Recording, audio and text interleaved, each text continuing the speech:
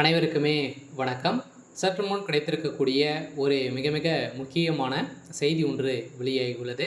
சற்று முன் பொன்முடி வழக்கில் நீதிமன்றம் பரபரப்பு தீர்ப்பு, சிறையில் அடைப்பு, இது மாதிரி பார்த்திங்கன்னா செய்திகள் வெளியாயிருக்கு. ஏற்கனவே அமைச்சர் பொன்முடி அவர்கள் பார்த்திங்கன்னா சதுரடியாக நிறைய செம்மண் கோரை வழக்கில் இது மாதிரி பார்த்திங்கன்னா அவருடைய வழக்கில் எக்கச்சக்கமான பணங்களை பார்த்திங்கன்னா மெகா ஊழல் செஞ்சுருக்காங்க அப்படின்ற மாதிரி.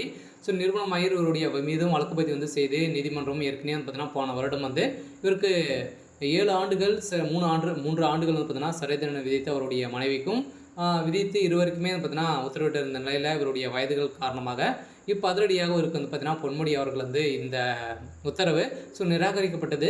ஸோ இதை தொடர்ந்து இப்போ அமைச்சர் பொன்முடி அவர்கள் பார்த்திங்கன்னா ஆபாச பேச்சு விசாரணையை சிபிஐக்கு மாற்ற வேண்டி இருக்கும் என சென்னை ஹைகோர்ட் பார்த்திங்கன்னா அதிரடியாக எச்சரிக்கை கொடுத்துருக்காங்க. அவருடைய நிறைய பேச்சுக்கள்லாம் பார்த்தீங்கன்னா மக்களிடையே ஆபாச பேச்சுக்களாகவும் பார்த்தீங்கன்னா பேசிட்டு வர்றாரு அப்படின்ற மாதிரி இவர் மீது நிறைய வழக்கு பதிவெல்லாம் செய்து இப்போ அதிரடியாக அமைச்சர் பொன்முடி அவர்கள் திமுகலேருந்து நீக்கப்பட்ட சம்பவத்திலிருந்தே அமைச்சர் பொன்முடி அவருடைய வழக்கு பார்த்தீங்கன்னா நிலுவையில் தான் இருக்குது. இவருடைய நடவடிக்கையே சரியில்லை அப்படின்ற மாதிரி இப்போ குற்றச்சாட்டுகள் வந்திருக்கு. இந்த குற்றச்சாட்டின் அடிப்படையில் பெண்களை இவர் இழிவாக பேசியிருக்காரு அப்படின்ற மாதிரி தான் இவர் மீது வழக்கு பதிவு செஞ்சுருக்காங்க.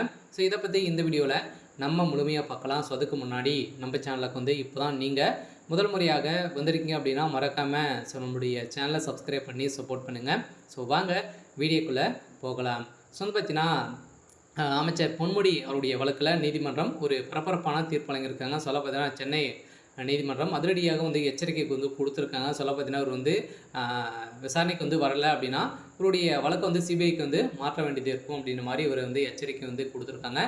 சில விரைவில் சிறையில் அடைக்கிறதுக்கான ஏற்பாடுகள் நடந்துட்டு இருக்குது. இருந்தாலுமே பெண்கள் மற்றும் சைவ வைணவம் குறித்து வெறுத்து பேச்சு தொடர்பாக முன்னாள் அமைச்சர் பொன்முடி மீது பதிவு செய்யப்பட்ட வழக்குகளில் போலீசார் விசாரணை செய்ய தயங்கினால் அந்த வழக்கு சிபிஐக்கு மாற்ற வேண்டும் என்று சென்னை உயர்நீதிமன்றம் பார்த்தீங்கன்னா எச்சரித்துள்ளது. இந்த வழக்கின் அடிப்படையில் அரசு தரப்பு வார்த்தை ஹைகோர்ட் ஏற்க மறுத்துவிட்டது.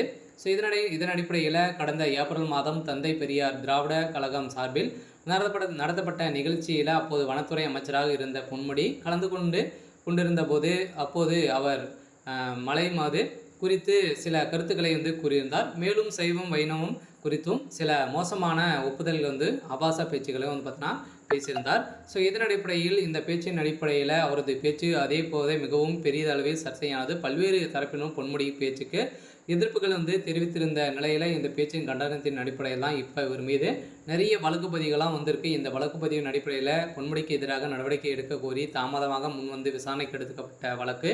ஸோ ஹைகோர்ட் நீதிமன்ற வேல்முருகன் முன்பு விசாரணைக்கு வந்தது. இந்த வழக்கு ஆஜரான தமிழக அரசின் தலைமை வழக்கறிஞர் PS ராமன் முதலில் பொன்முடி பேச்சு தொடர்பாக நடவடிக்கையும் எடுக்காமல் இருந்த நேரத்தில் இந்த வழக்கு